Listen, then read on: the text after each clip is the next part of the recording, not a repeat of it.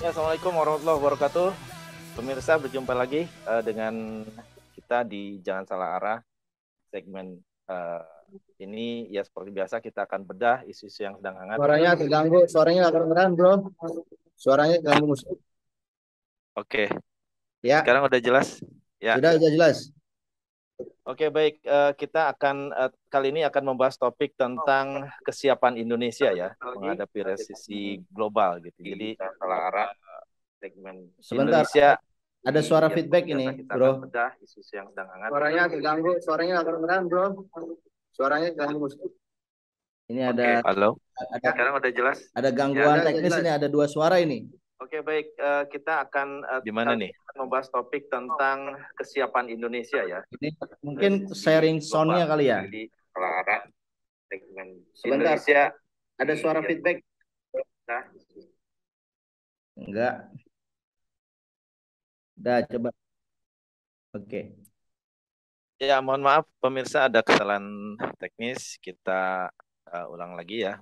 Kita sekarang akan membahas bagaimana Indonesia gagap ya dalam menghadapi kemungkinan resesi global ya di tahun 2023. Dan seperti yang kita pernah bahas sebelumnya bahwa Cara uh, belanja barang Bank impor Dunia ke Indonesia.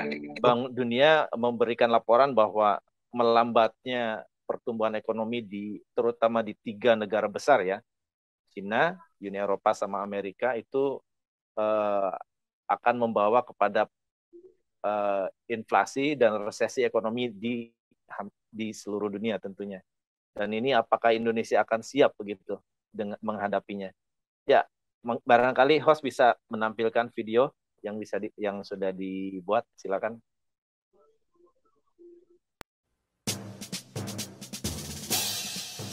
Dikutip dari CNN Indonesia, Belum ada suara.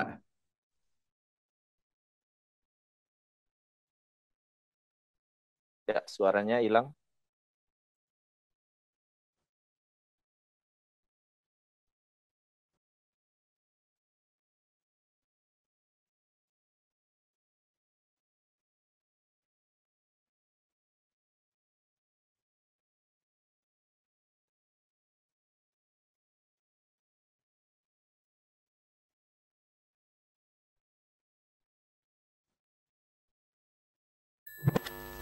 Pertumbuhan ekonomi Indonesia diprediksi hanya di angka 5%. Kemungkinan Ya. terjadinya resesi ini. Yuk.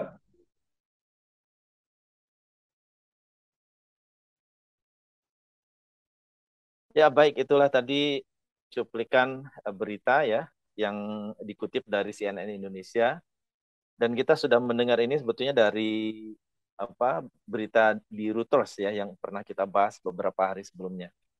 Dan Sri Mulyani pun tentunya mensondingkan lagi ya mengenai resiko ini. Gimana Bang menanggapi ini Bang? Apakah Indonesia mempunyai imunitas yang cukup terhadap uh, resesi yang akan datang? Ya, terima kasih Bro Eko. Jadi saya kira ya Indonesia ini akan mengalami krisis juga. Kita tidak punya cukup imunitas ya untuk selamat ataupun tidak masuk ke dalam global krisis ini gitu. Hal ini disebabkan karena fitur dari Indonesia itu sama dengan fitur dari negara-negara lainnya, yaitu kita mengandalkan ekonominya berbasis pada hutang. Tadi kan disebutkan kalau semua negara di dunia ini serentak menaikkan suku bunga bank sentralnya, maka dunia ini akan mengalami satu rezim ekonomi berbunga tinggi. Dan rezim yang berbunga tinggi ini yang paling menderita adalah negara-negara yang memiliki hutang yang banyak. Dan Indonesia hutangnya ya meskipun katanya hanya 30% dari PDB, tetapi secara absolut itu 7.000 triliun. Dan kita harus membayar bunga itu total, bunga dan pokoknya itu total 900 triliun.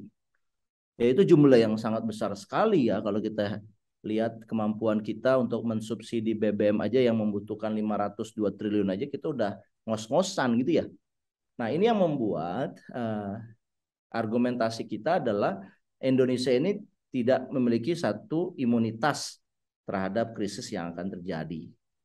Nah, saya ingin mengatakan begini ya, Bro Eko. Pendekatan ekonomi gaya lama kita ini harus segera kita akhiri ya. Apa yang saya maksudkan dengan gaya lama?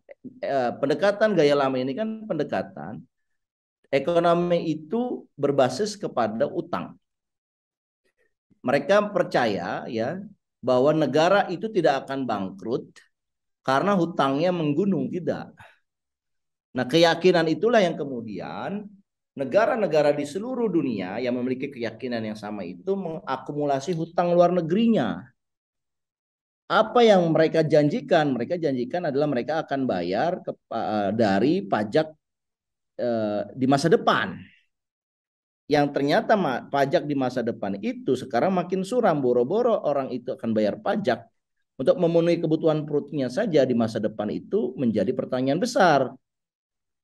Nah, konsep pemahaman ini itu dikenal dengan ekonomi neolib.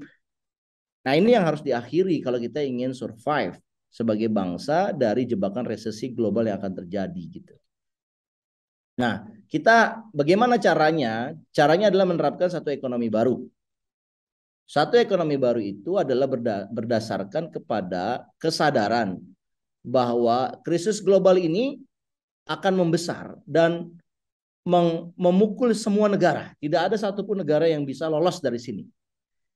Nah, feature ini adalah terhentinya perdagangan. Jadi kalau PDB itu diukur dari ekspor dan impor, ekspor dikurangi impor, maka kita harus membayangkan tidak akan ada lagi ekspor, tidak akan lagi ada impor. Apa sebabnya kita berasumsi seperti itu ya? Berasumsinya adalah karena apa yang mau diekspor kalau tidak ada orang yang mau beli? Apa yang mau diimpor kalau harga-harga impor itu mahal? Apalagi kalau kita mempertimbangkan geopolitik ya, geopolitik di perdagangan laut, misalkan di Laut Cina Selatan itu menjadi tidak aman karena konflik Taiwan. Di Laut Mediterania ya, Laut Tengah itu juga tidak aman karena konflik Ukraina dan Rusia yang melibatkan Laut Hitam dan itu bisa mengarahnya kepada Laut Tengah, itu juga bisa menjadi tidak aman. Nah, yang kedua yang saya ingin sampaikan bahwa krisis global ini ya, selain tadi laju perdagangan dunia ini akan melambat, ditambah lagi lalu lintas uang atau investasi ini akan semakin berkurang. Jadi global investment akan semakin berkurang. Uang-uang yang tadinya di luar negeri akan kembali kepada negara masing-masing dalam rangka menyelamatkan negara masing-masing itu sendiri. Nah, sehingga kalau kita mengerti teori makroekonomi, maka penyelesaiannya adalah bukan dengan mengharapkan faktor investasi ataupun mengharapkan faktor perdagangan dunia. Negara itu akan survive apabila kita punya komponen sektoral yang kuat, yang tahan banting, dan juga kemampuan negara dalam membelanjakannya secara cerdas dan prioritas. Nah, inilah yang kemudian menjadi model ekonomi gaya baru, Bro Eko. Jadi model ekonomi gaya baru itu adalah berdasarkan kepada konsumsi dan juga kepada kecerdasan, wisdom dari government spending.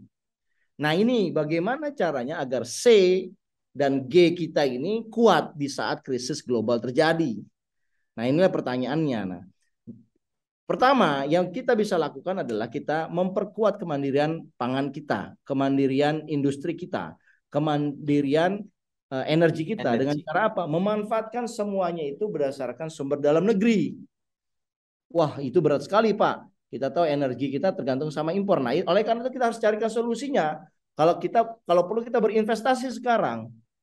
Kalau ada satu riset dari anak-anak muda kita di ITB misalkan, mereka sudah menemukan satu cara mengubah minyak nabati, dalam hal ini adalah minyak sawit, CPO, itu menjadi 100% bahan bakar. Ya, dengan nama D100 kalau itu diesel ataupun gasoline 100 ya, kalau itu untuk bensin. Nah, ini dikembangkan riset ini, dicari cara yang itu berasalkan dari dalam negeri sendiri untuk mengefisienkan konversi dari minyak nabati kepada BBM sehingga kita punya ketahanan energi. Nah, dengan begitu bahan bakar kita tidak tinggi, tapi tetap rendah. Ya, dari kita dengan biaya energi yang rendah, ini akan membantu sekali sektor real kita sehingga sektor real kita makin kuat, tidak lemah, tahan bantingnya tuh makin kuat.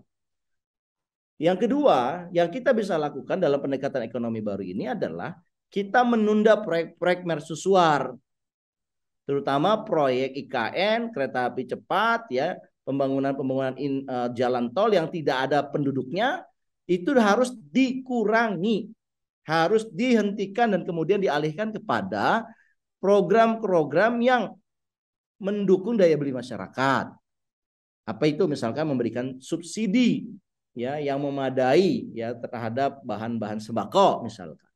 Ataupun yang kedua, kalaupun tidak memberikan bantuan sosial, kita bisa misalkan mendorong satu program, misalkan memberikan kredit murah. Ya, meskipun kita tahu di luar negeri nanti kredit yang sangat mahal, tetapi di dalam negeri kita bisa menciptakan satu ekosistem di mana kredit perbankan itu menjadi murah. Itu kan bisa juga dilakukan dengan intervensi pemerintah misalkan. Ada dana pemerintah, APBN digunakan untuk mensubsidi bunga misalkan. Nah, dengan fitur seperti itu, ya, itulah satu-satunya cara agar ekonomi Indonesia bisa bertahan. Jadi kita jangan ikut model konvensional economic policy framework. Kita harus menggunakan unconventional, cara-cara yang tidak konvensional, cara-cara yang bukan cara-cara konvensional, tapi kita menggunakan cara-cara yang out of the box, cara-cara yang kreatif, sehingga kita tidak ikut too big to fail, satu rubuh semua gitu. Kita nggak mau ikut rubuh juga.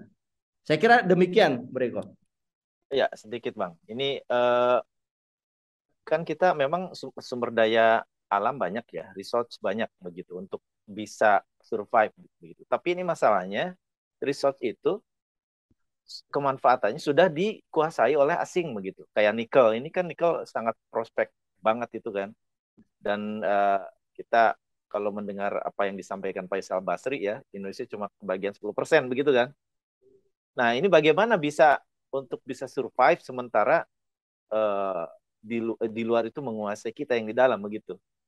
Jadi yang menikmati hasilnya ya justru bukan negara kita sendiri. Gimana Bang? Ya, inilah yang saya katakan tadi, kalau kita masih berharap pada investasi, apalagi investasi dari luar negeri.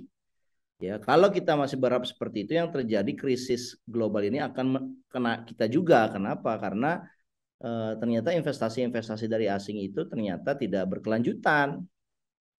Ya, misalkan ketika Cina itu resesi di negaranya, apa mau dia tetap melanjutkan investasi yang luar biasa banyak dan besar itu di negara yang jauh? Ya, di Indonesia bagian timur lagi kan untuk nikel gitu. Nah, ada juga ancaman bahwa investasi itu akan terhenti. Kalaupun investasi itu kemudian Cina menganggap itu strategis, maka yang rugi adalah kita. Kan kita harusnya bisa mengembangkan sendiri dong. Karena kita lagi krisis juga, maka kita harus bertahan pada kaki sendiri. Nah, pemimpin-pemimpin yang bisa melakukan unconventional economic policy framework itu adalah pemimpin yang berani. Dia atas nama national interest bisa aja kemudian dia membatalkan seluruh investasi dengan asing. Ya, dengan alasan investasi ini merugikan national interest kita. Sumbangan mereka itu hanya 10%. Nah, itu bisa dilakukan menurut saya dalam rangka for the sake of the nations, dalam rangka kita sedang mengejar national interest dulu. Nah, ini menurut saya itu juga ekonomi baru ya, meninjau kembali investasi-investasi yang akan menimbulkan kerugian pada national interest kita. Tapi itu kalau bisa kita hindari. Kenapa? Karena itu akan mencoreng nama baik Indonesia. Gimana sih Indonesia sudah punya agreement kok malah diganti pemerintahan, ganti agreement lagi gitu. Tetapi kalau dalam krisis ini kita mau bertahan, ya itu satu-satunya. Ya, mungkin di zaman Soekarno akan dikenal dengan nama nasionalisasi. Ya. Tapi kalau kita mungkin namanya adalah bukan nasionalisasi ya, tetapi namanya adalah mereview kembali ya perjanjian investasi yang dianggap merugikan national interest. Kalau itu tidak merugikan, tidak apa-apa. Itu Breko. Oke, baik, itu sangat clear ya. Cukup ya? Ya, saya kira cukup. Terima kasih ini atas pencerahannya, pemirsa. Semoga bisa menjadi pencerahan dan bisa didengar oleh pemangku kebijakan bahwa langkah-langkah ini penting untuk bisa survive di perkiraan resesi yang akan datang di tahun depan ya. Dan semoga Indonesia terhindar dari resiko yang akan menimpa dari resesi ini. Oke, baik. Demikian JSA kita kali ini. Kita berjumpa kembali di JSA yang akan datang. Terima kasih atas perhatiannya. Jangan lupa like, share, komen, dan subscribe channel Ahmad Nur Hidayat. Terima kasih Bang Matur. Kita ketemu lagi. Makasih Sampai Bro jumpa. Eko yang sudah Assalamualaikum menjadi warahmatullahi host. wabarakatuh. Waalaikumsalam warahmatullahi wabarakatuh.